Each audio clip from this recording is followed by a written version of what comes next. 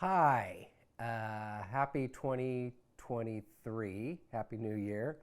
I want to wish you a happy new year from the bottom of my heart. Anyway, I'm here to read another chapter. We're almost done reading the first book. So ow, I can't believe I did that. Let's just jump right in. And we're up to, I think, chapter 13 in book one of the Don't Call Me Jupiter series. Try this one, Cliff says, waving an oversized bottle of dark beer with what looks like mice parts and moss swirling in it. He places it on the table next to my hand. Fuck it, why not? I tip the bottle. The lukewarm beer is syrupy and sour. It tastes like dirty feet, and I wonder if he didn't slip me some of his piss to get back at me for spitting in his food back when he was dating my mother. I don't want to look like a wuss in front of him or his friends, so I pour it down my throat in a manly fashion. Seconds later, I burp so deep my eyes water.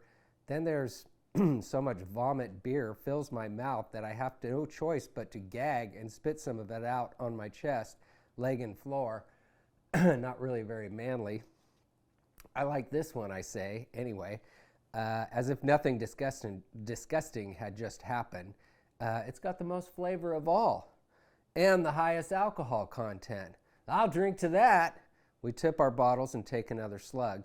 Cliff is not exactly an ideal role model. We finish the beers and open some more. It's 1:30 in the afternoon. By 3 o'clock, I've stopped counting beers and am peeing quite regularly. Normally, I never compliment anything that Cliff makes, like beer, or grows, like pot. But now that I'm shit-faced drunk, I want everyone in the room to know how much I respect Cliff's ability to make and distribute drugs. Cliff is a drug-making, deal-taking motherfucker. He knows his shit. His friends egg me on, amused by my drunken stupor, laughing. I don't care. I've got an audience. I walk on my hands, which is surprisingly easy. And then I stand on one leg with my eyes closed, which is surprisingly hard. I sing the wrong words to the Deep Purple song on the stereo. Smoke on the water. I belt out, slow talking Walter. A fire in the sky. They laugh even harder. They pat my back, they call me bro, and pass me their joints and pipes. By 4 o'clock in the afternoon, I'm as equally stoned as I am drunk, and for the next half hour, I'm fabulously fucked up and happy. But it doesn't last, because then I become dizzy, nauseous, and excuse myself to the garage and lie down on the fabric-covered transmission that is my bed and pass out cold. I wake up to a world that's spinning out of control. I crawl to the side door and puke my guts out on the fence. Despite the gut-wrenching pain, the sound of my own gagging makes me laugh. I'm a fucking mess.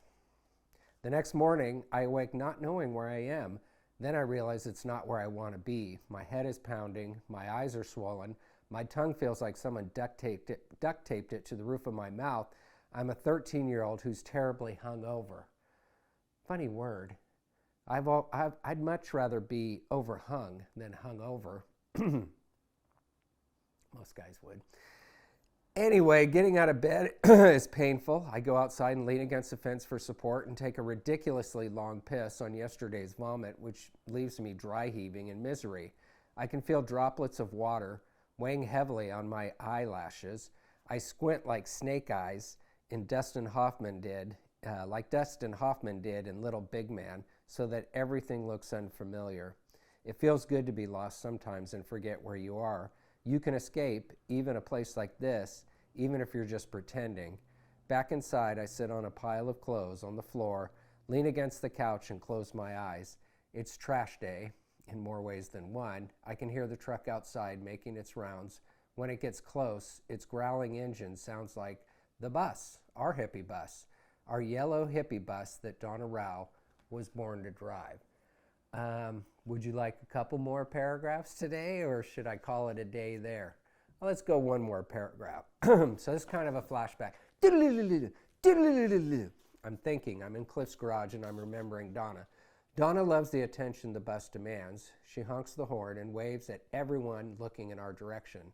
Once we pass the nut tree, I know we're nearly back in Davis. Donna manhandles the bus to an abrupt stop in our driveway.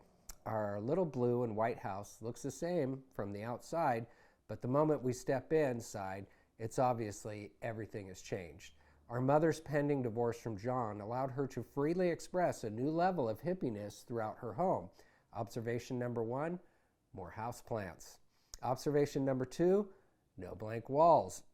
There's a mix of unrelated images everywhere: album covers, concert flyers, blacklight posters, nature photos, and an illustrated menu from Allison's restaurant.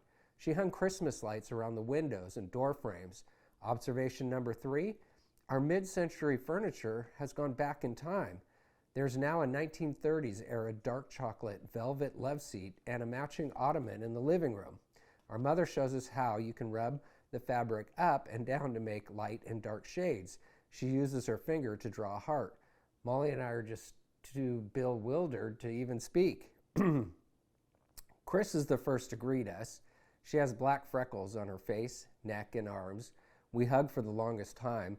Molly's so happy to see her, she begins to cry with joy. They fall to the floor in each other's arms. I'm helping Shelley paint her room, Chris says, explaining her new freckles. Then she disappears down the hall. Mom leads Molly and I into the dining area in the kitchen. And we'll call it there. This is a fun chapter, so we'll get back to this one on the next Page Turning Tuesday. I'll see you then. And again, I hope you're going to have a wonderful 2023. Peace out.